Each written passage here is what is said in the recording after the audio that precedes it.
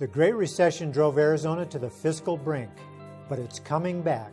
We have $450 million in a rainy day fund and then $380 in a carry forward fund. So it happened because we were able to do the kinds of things that it takes to get things done, to get the state back on good footing. Have we learned our lesson, meaning we'll diversify the economy? We know that for years Arizona was building its economy on red tile roofs, and we overbuilt, and it came at a bad time. The recession, if you will, just kind of blew everything apart. Tonight on Arizona Week, Governor Jan Brewer on state finance and job growth, and two countervailing points of view. Production of Arizona Week is made possible in parts by a grant from the Stonewall Foundation and by the members of Arizona Public Media. Thank you for your continued support.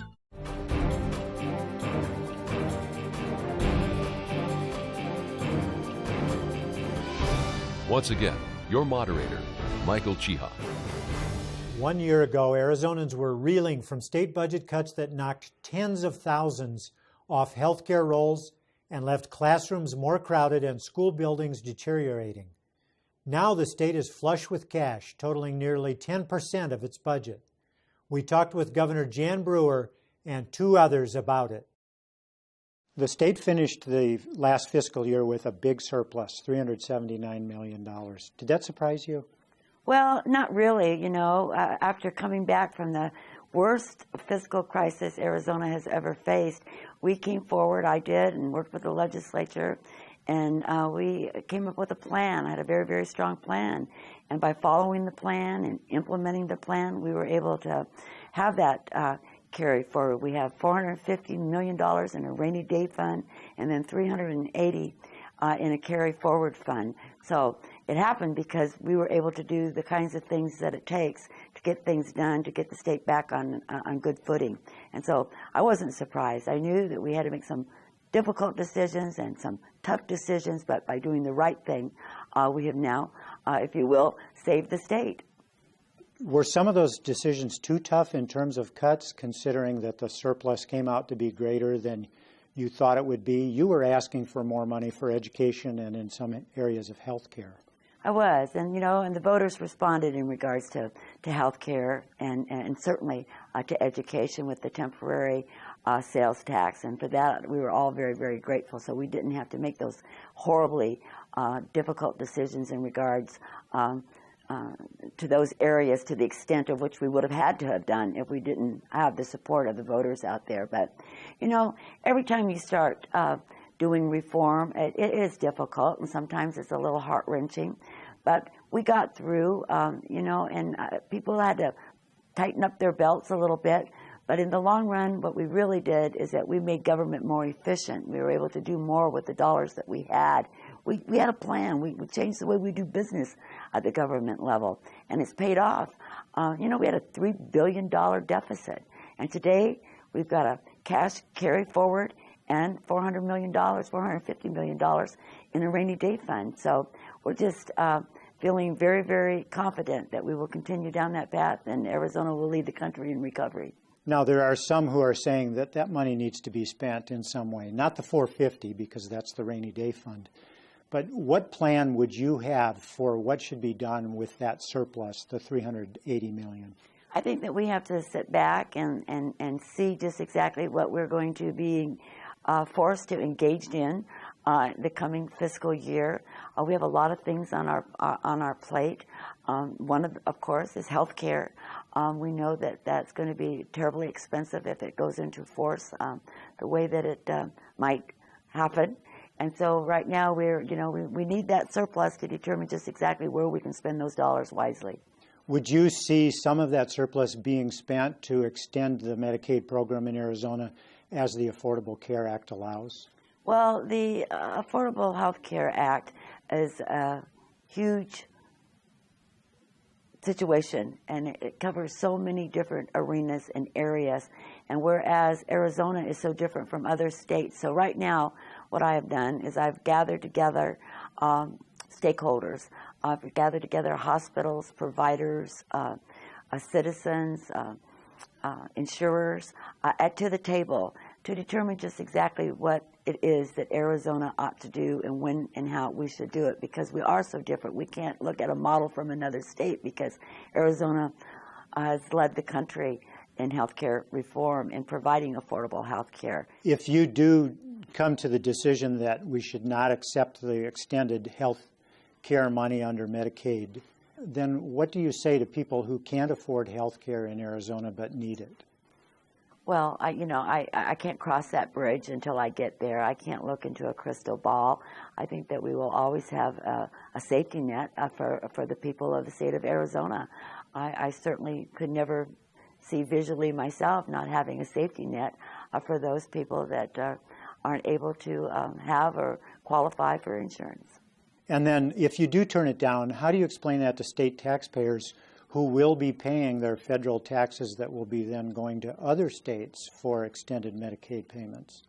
Well, these are the things that we're all discussing right now, and that's why we're meeting in this roundtable arena, to get everything on the table, to see just exactly what it is that Arizona really needs to do.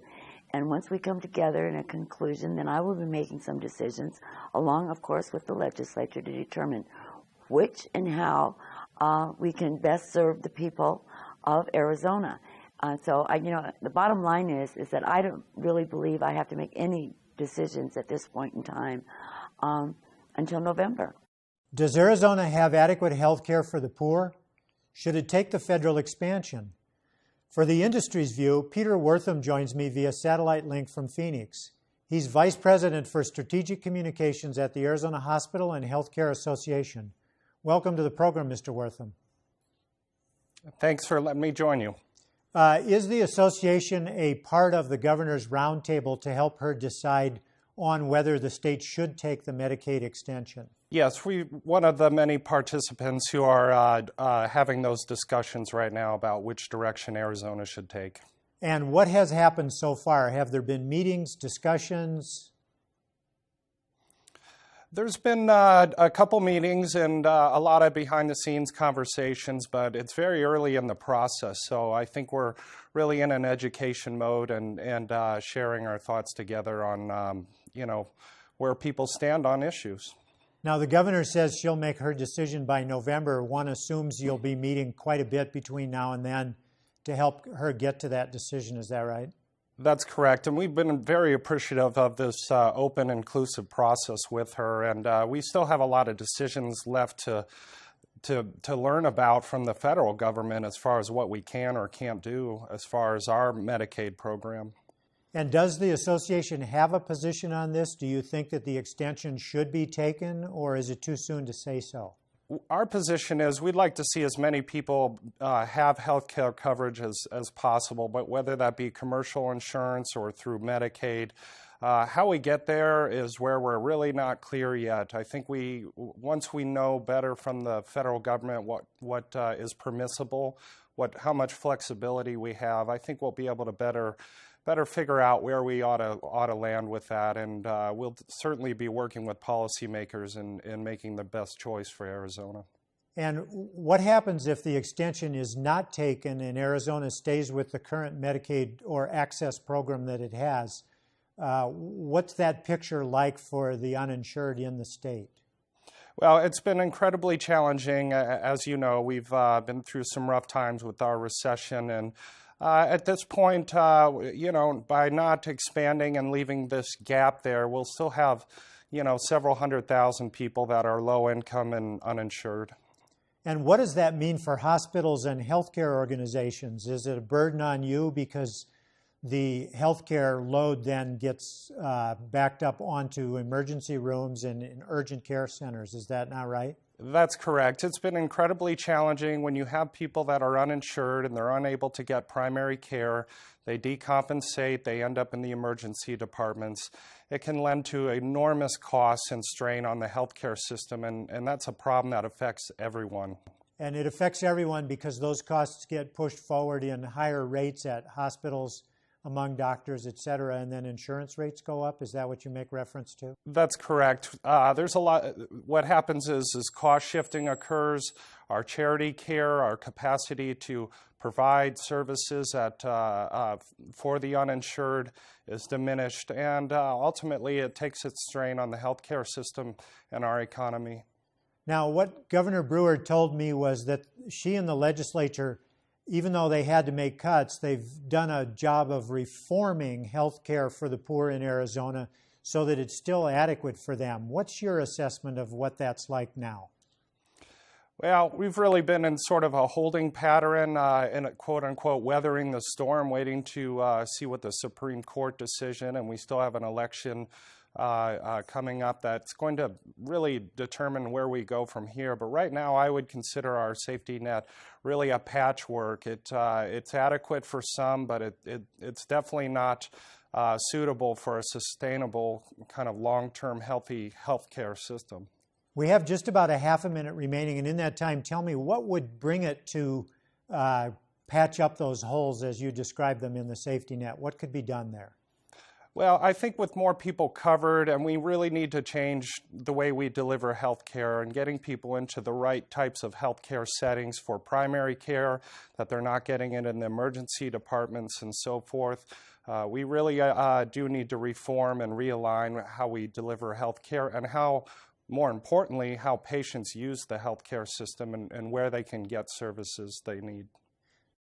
Peter Wortham, Vice President for Strategic Communications for the Arizona Hospital and Healthcare Association, thanks for being with me. Appreciate the opportunity. Healthcare is but one part of the overall economy. I asked Governor Brewer for her report card on how the state is doing. What's your assessment of how the economic recovery is going in Arizona? Well, I think that we have been very successful in what we've been able to do here in Arizona.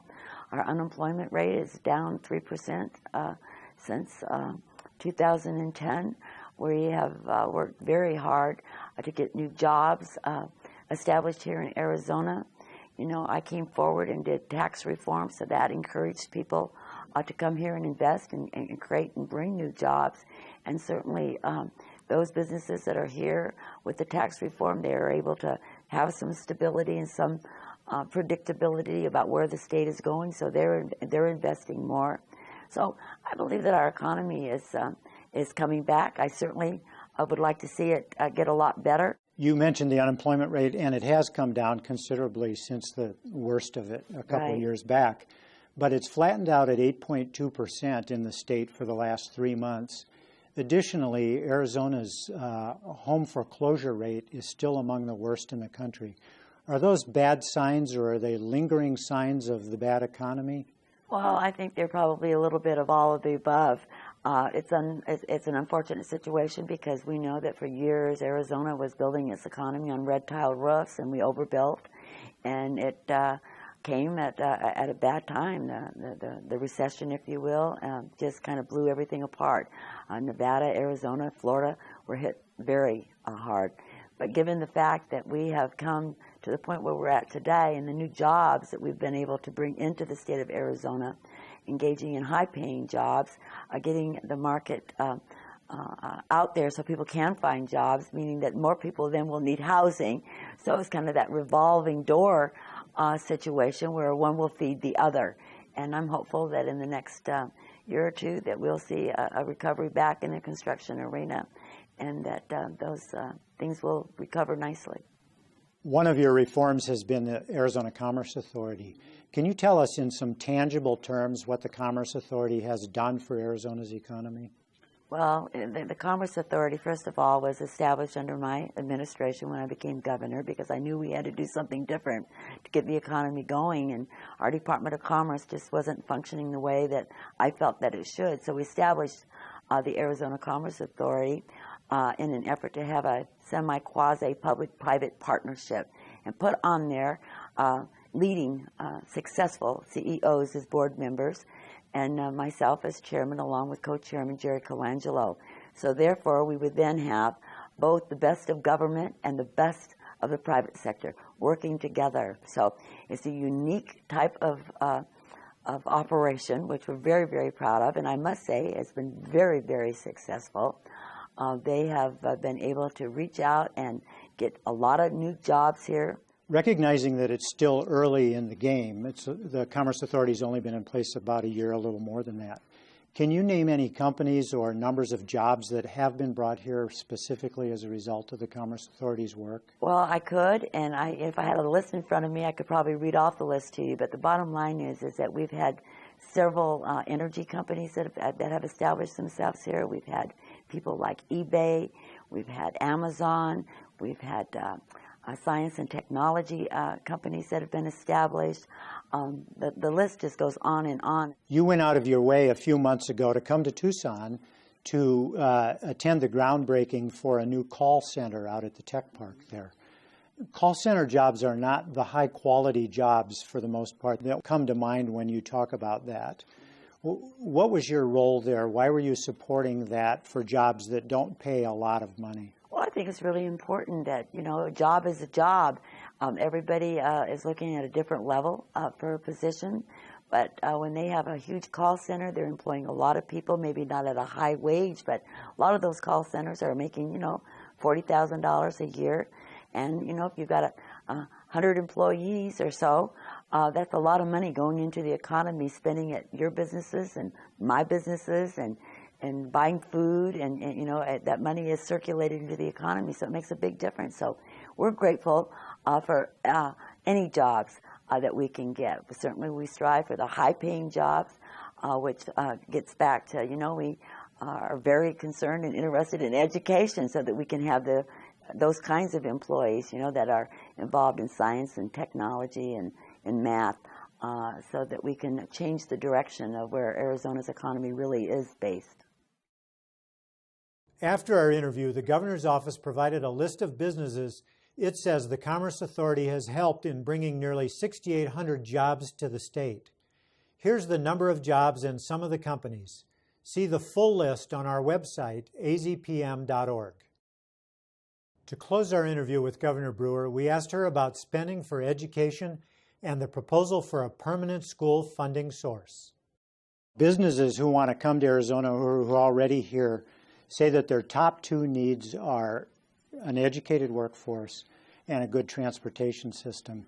Yet in the budget that you and the legislature pushed through for the fiscal year, those two took short shrift. They got less funding than even what you wanted, and certainly less funding than many localities in the state say is needed. Is that a signal to businesses that we're not serious about this? It's difficult times, certainly, and I will correct you a little bit. I know that there was much discussion about education, but because the voters stepped up and supported that temporary sales tax, which will end, by the way, on May 31st, 2013, that filled that gap, and so education was pretty much funded as it was, so it didn't drop any, and it got increases. So it wasn't as devastating as it could have been. So I believe that in the budget I got the majority of everything that I wanted. The November ballot will have 8 propositions on it, perhaps 9, perhaps 10, depending on what happens in court in the next week or 2 or 3. I want to ask you about some of those. Let's start with the sales tax proposal, which is still tied up in court. But you've come out and said that you do not favor this particular sales tax proposal extending, in effect, the tax that was passed in 2010. Well, first let me clarify that it is not an extension of my temporary sales tax. I was not part of putting that proposition together, and I promised the taxpayers of Arizona that if they would support my tax initiative, that it would be a temporary sales tax, and that's exactly what it is. In fact, so much that we put it into the Constitution that it would end again on May 31st, 2013. It is finished. Now, a group of people have come together with a new proposition, and they have determined that they want to keep referring to it as an extension. I don't support that, so I want to make that clear. But in regards to the proposition, I have some great concerns about it, and I believe in education. I think it's the right thing to do. I staked my political career. I went out and I campaigned hard against people on both sides of the aisle because I thought it was so important. But this proposition is something that I do not feel real comfortable with at all. I believe that it doesn't serve the people of Arizona well. It goes on. It is not temporary. And once it is enacted, no one can go in and address that issue to where the money is spent or how it's going to be spent. So that in itself, I think, is not a good thing for the people of Arizona. And I believe also that it is kind of a sweet deal, if you will, for special interests in unions. They, I believe, are the people that are behind it, not so much for, quote, education, but personally for them. And that gives me a little bit of worried concerned, if you will. You campaigned vocally for the temporary sales tax when it was passed in 2010. Would you be campaigning against this actively if it does make the ballot? You know, I haven't given that any consideration at this time. I know that I've on record of not supporting it because I believe that it just doesn't serve the people well. It's a very poorly crafted, self-serving proposition, and it's not what it on the surface is not.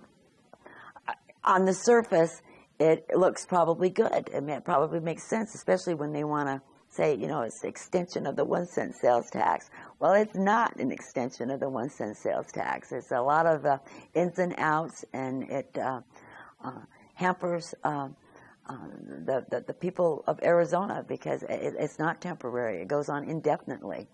And I don't know if that is necessary. I think that to put a tax in that goes forever and that can never be addressed again unless you go out and you get 400,000 signatures is not a good thing. Is there a need for a dedicated fund for education in Arizona other than the general fund? Well, I believe that, that for different times, there are different solutions. If the economy turns around, and which I'm hoping that it does, and that we do spend our money wisely, I think that we can get by. I think that we can do good things for Arizona. Down the road, who knows? We can address that at that given time. But in regards to this proposition, I think it's not a good proposition. I will not be voting yes. I'll be voting no. As the governor pointed out, voters stepped up in 2010 to fund education, but some say it didn't safeguard that funding. Here to discuss the proposal for making school funding permanent is Ann-Eve Peterson, who heads the Quality Education and Jobs Initiative. Welcome. Thank you, Michael. Is your proposal tantamount to establishing a permanent dedicated fund for education? It will. Prop 204, Quality Education and Jobs, will establish permanent dedicated revenue for education. And the key piece here is revenue that the legislature cannot cut. So what we're doing is something that was not done with Prop 100. We are putting this money in a lockbox, and the legislature cannot go in and raid these funds for anything else. They must be spent as voters direct on education, and this is education across the spectrum, K-12, vocational education, universities, community colleges, and GED programs. And you say a lockbox that the legislature can't touch. Is that the reason that this is needed, because you think the legislature takes money away from education? Well, our legislature, unfortunately, has just a dismal record on funding education. Arizona always ranks among the lowest per pupil funding states in the country, and we led the nation, along with South Carolina, in the depth of our cuts. We cut 24% over a 4-year period. So unfortunately, the people of Arizona, education is their top funding priority, but they cannot trust the legislature to adequately fund education. And that's why this citizens initiative is so necessary. Governor Brewer says she's worried about this because it doesn't allow for an undoing if that were necessary. Is that a safeguard that's needed here? I have to tell you that the public doesn't want this undone. They are desperate for a solution to education in Arizona. They want a permanent solution to this problem. They don't want something coming back to them every 5 years, 10 years. They want a fix. And so that's what we're providing. And I know the governor doesn't like the fact that it takes control away from the legislature, but frankly, the public doesn't trust the legislature. And that's the reason that we had to move forward with this. It's the number one question we're asked is, how can you assure me that this money will be spent as voters direct and not how the legislature wants? And so we crafted it very specifically so that, as I mentioned, there's a lockbox. It must be spent as voters direct. Now, the governor also says that education funding has improved in the current fiscal year from what it was, which were a lot of cuts over several years. What's your assessment of where we are with that now? Well, we are still, again, I think below bare bone basic funding for our schools, for our classrooms, for our students. And what happened was the governor came in and requested almost $300 million from the legislature for this coming year. The legislature initially just zeroed her out and said, no, we're not giving you anything for education. And eventually they reached a compromise, but it was about $85 million, which is much, much lower. The legislature cut $1 billion from K-12 education over 4 years, even though we were one of the lowest funded states in the union per student. And the problem with this is that it's making it not only bad for school children, but it's horrible in terms of business climate.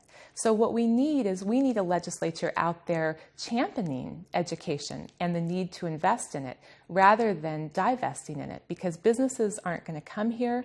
It's the number one concern that they give when we try and convince businesses to locate in Arizona is they look at the numbers and it's just clear as day that we are not making a proper investment in education. The coalition that's trying to put this onto the ballot and get it passed includes businesses and some other of what the opposition is calling special interests who could benefit from the results of such passage of this proposition. What do you say to that? Well, the coalition, it's a volunteer-led coalition, and I'm the president of a parent organization, and we initiated this almost a year ago, more than a year ago, because we were concerned about what we were seeing in our children's classrooms. We were concerned about the attitude at the legislature, a seeming hostility toward funding education. And so I can tell you that this is really a grassroots-led effort with parents and students and educators at the forefront, along with business leaders, because businesses recognize, again, that if we do not fund education, we are going to have a horrible business climate in Arizona. And if we want the jobs, of today, but also of the future, we need some industries to come to Arizona. We need to diversify our economy, and they just won't come unless we make this investment. Ann Eve Peterson of the Quality Education and Jobs Initiative, thanks for speaking with me. Thank you. My complete unedited interview with Governor Brewer is on our website, azweek.com. That's our program for Friday, August 3rd, 2012. Next Friday, the financial complexities of a college education, from the student loan program to work study and other creative measures. Details on our website, azweek.com. For Arizona Week, I'm Michael Chihak. Production of Arizona Week is made possible in parts by a grant from the Stonewall Foundation and by the members of Arizona Public Media. Thank you for your continued support.